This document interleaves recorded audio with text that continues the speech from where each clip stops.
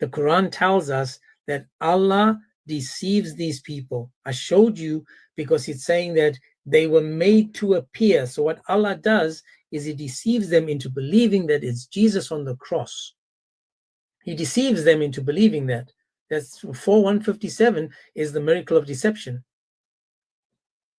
Because even the followers of Jesus in Surah 61:14, they were also lied to into believing that Jesus was crucified, because none of them came forward and said, no, Jesus wasn't crucified.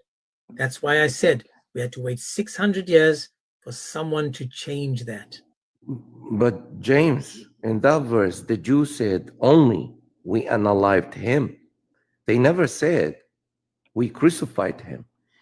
And Allah, to correct the Jew, said, and he made a mistake, by the way, in that verse, saying they did not unalive him nor crucify him. He put the steps of the crucifixion and unaliving opposite. Big mistake Allah made.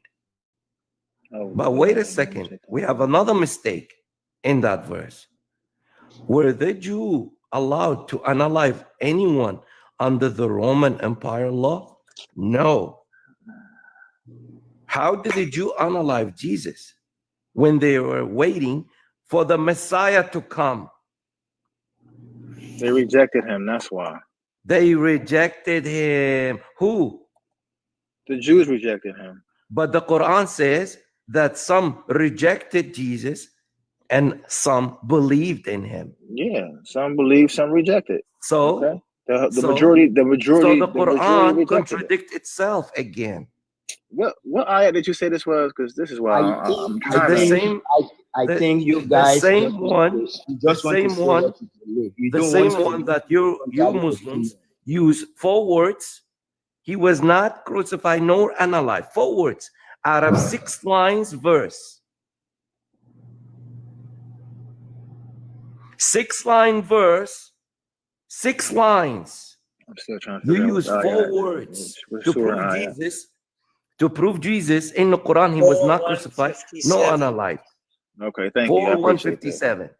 The same one that the only one verse in the whole Quran, you guys use 4 words out of 6-line verse, no context whatsoever. Big mistakes in that verse. Big mistakes. What is the big mistake when he tell you he wasn't killed or crucified, bro? Oh, here we go. 4 words out of 6 lines. Okay, he wasn't. Can I just ask, guy? Can we just like zero in again? I want to ask you this, Sheed. Historically, do you agree that the historians confirm that a guy called Jesus was crucified? And history will confirm that, because we're all men. We have to die somehow. So yeah. No, that's again. Please, I just don't gave be you silly. my answer. Don't be silly, man. Is there a guy called Jesus that was crucified in Jerusalem? Why you muting me? Connect. Let's try to use history now. No one's muting you. You're talking. Listen, I want to. Me. Okay, dude, I'm going to mute you if you're talking while I'm talking. Please listen. Historically, was there a guy called Jesus that was crucified? Historians is going to tell you that he was crucified. We're all human. Are the historians telling the truth, or are they lying? They're lying. Please don't be silly. Please don't be silly. Dude, please don't be stupid now. You're being silly now. Does history tell us that a guy called Jesus that was talk about a guy called Jesus crucified 2,000 years ago? Does history believe there's a guy Jesus that was born by virgin? Does historian believe? They don't believe that either. Good point. They don't believe. The difference between those two things is that one was a miracle, the other was factual. Like, bro, it's not a miracle that people get crucified. The Roman government was doing that. How is that a miracle? How is that analogous? Like, Can I just what? answer his question about the truth, about the virgin birth? Historically, yes, people believed that Jesus was born of a virgin. Yes, historically, it was proven that the people believed that. Now, my question is, historically, because even you Muslims that came 600 years later, historically believe that Jesus was born of a virgin. Now, history tells us about a man called Jesus that was crucified. My simple question was, do you guys agree with history?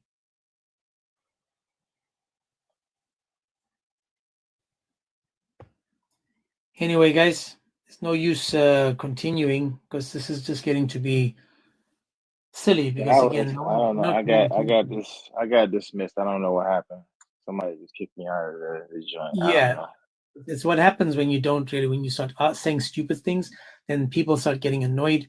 But again, historically, you agree historically as a Muslim that Jesus was born of a virgin, correct?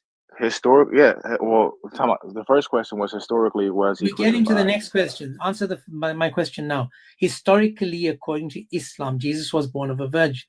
Yes. Yes. Historically, according to the Christians, was Jesus crucified in Jerusalem? Historically, yeah. Okay, that's according to the Christians. Outside of Christianity, were there people believing? I had a phone call. No worries. Sorry. Go ahead. You back? Yeah, I'm back. Okay, outside of Christianity, were there people believing that this guy called Jesus was crucified? My bad. I got another call, but sorry. Okay, I'm back now. Answer your question again. Outside of Christianity, were there people that believed that Jesus was crucified historically? Outside of Christianity, I don't know. I know that. I just know that's what Christians believe, because I know. Okay, so if non-Christians confirm the Christian belief, would that make it true? I mean,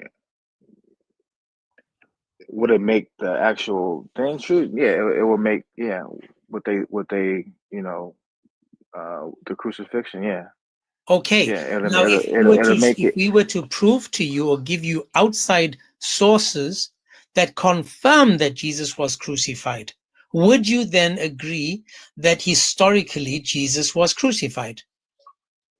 I wouldn't agree to it, because so then you're going against history. Well, I'm not gonna go against the Quran for history. Okay, watch this. Watch this. Let's show you. Give you another example. Historically, did Moses live at the same time as Mary, the mother of Jesus? I don't know, because you don't know. I don't know if it's because I know that it was two. It was the mother of Jesus, and there was another Maryam. Maryam was the sister of Aaron and Moses. Yes. Yes. Okay. Yes. Now that's not my question. My question is about the mother of Jesus. Did the mother of Jesus live at the same time as Moses and Aaron? No. Beautiful. Now your Quran says that Mary, the mother of Jesus, is the sister of Moses and Aaron. Historically, is that correct or incorrect? It was, as far as like blood sister, it would be blood sister, incorrect. Okay, so then historically, the Quran gets it wrong, then, right? No, sister in Islam, yes. No, I didn't ask you about sister in. Don't try to add to the verse of Allah, please. No, I'm not adding to the verse of anything. When so you say sister and brother, you have to say blood sister, or no? Is it actual? Show sister, me anywhere else in the Quran where somebody, dude, please, show me anywhere else in the Quran where Miriam or anyone else is a blood sister from someone that existed 1,000 years before them. Which surah and ayah are you referring to first? Before we get that far, I just want to first find out if Mary lived at a different time, then that would be that Mary was not the sister of Aaron and Moses, correct? again, So must I ignore history and listen to Islam? again, you say sister. Isa alayhi salam came 1,000+ years after Musa alayhi salam. So of course that would not be his actual sister, but sister in Islam. You can laugh all you want. James, You can laugh all you no, want to. It's crazy. no, Like, Sheet. I'll make this a little bit simpler for you. And then I know James, he probably does have to go. He said he wasn't going to do a 5-hour stream, but somehow here he is. I think he can't stay away. I think that's his problem. this is actually my second day. This is my second day. No, it's fine. And in the spirit like of honesty here, like I actually do enjoy talking to you. It's not it's not like I hate you or anything like that. And I know you don't hate me or anything. We're having a good conversation. It's just sometimes I feel like this particular religion, it keeps you guys like this. Like Muslims are doctors, they're pediatricians, they're teachers, they're um, pilots. They have very smart, intelligent careers because they're very smart, intelligent people. But when we ask you questions about the religion that just are obviously false, all of a sudden you guys kind of just devolve into absurdity. Because watch this. How do you know that the Holocaust is real? How do I know? I don't know for sure if the Holocaust is real. People lie all the time. I have no clue. Man.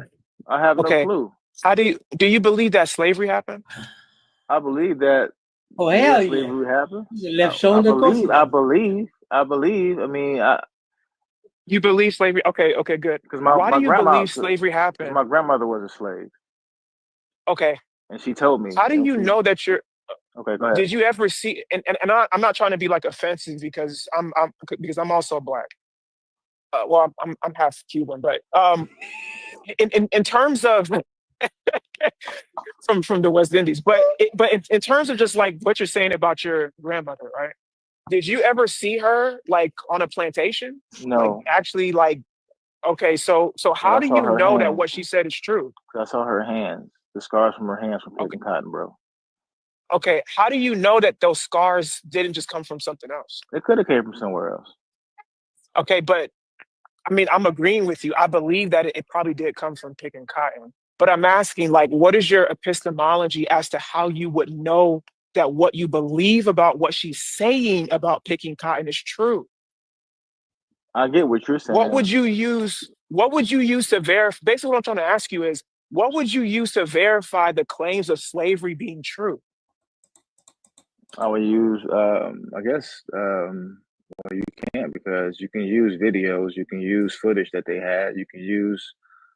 But you weren't there. How do you know it wasn't doctored? Hey, we have ChatGPT now and AI. Anything could be doctored, bro. Anything could be doctored. Okay, bro. But this is what I'm saying. Ask me about that Quran. How did I know about that?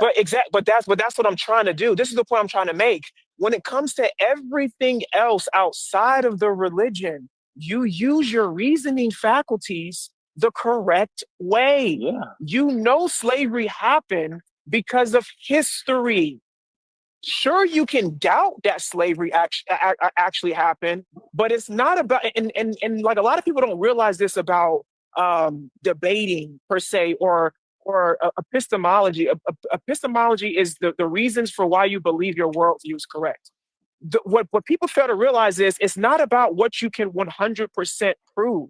It's about what is more reasonable to believe, because you can't prove anything 100%. You don't know if the chair that's sitting in front of you, if you sit in it, if it will hold you up. You believe that it will because for the past 99 times it has, but you're not 100% sure that it will. But you have good reason to believe that it will. That's how we live our life. So when we're asking you a question about whether or not slavery happened, you weren't there. You don't know, but you have good reasons to believe it based on historical reasonings like artifacts, eyewitness testimony, your grandmother. You have good reason to believe it. what we're trying to explain to you that is, according to the crucifixion, we have good reason to believe it happened from the historical artifacts, like, for instance, the Shroud of Turin, from non-Christian witness testimony, like Tacitus, like Josephus, like Pliny. They're telling you about what Christians did during that time, why they believed it, like the Alexis Menos painting. We know historically what people did from artifacts, from testimony, from written records, but the only person that's going against it is Muhammad. But he comes 600 years later. He never met any of the disciples. He didn't know any of them. He's saying, well, it didn't happen because God told him. And then we ask him, well, did you see it not happen? And he says, no, I didn't see it. Just trust me. But we actually have people that are contemporaries of the disciples, the scriptures saying that it happened, non-Christian testimony saying that it happened, archaeology saying that it's happened. You don't need to be a Christian to believe this. And you want us to throw out our epistemology, our good reasons to believe that it happened, because some guy by himself who never met Jesus or knew any of the apostles, never knew any of the contemporaneous writers during that time, didn't see any of the artifacts. You want us to take his testimony? The question is, why should we have good reason to believe him as opposed to the others? And the answer to that is, there is no good reason other than the fact you want to believe it. There's no good reason to believe it. That's all I'm saying, man.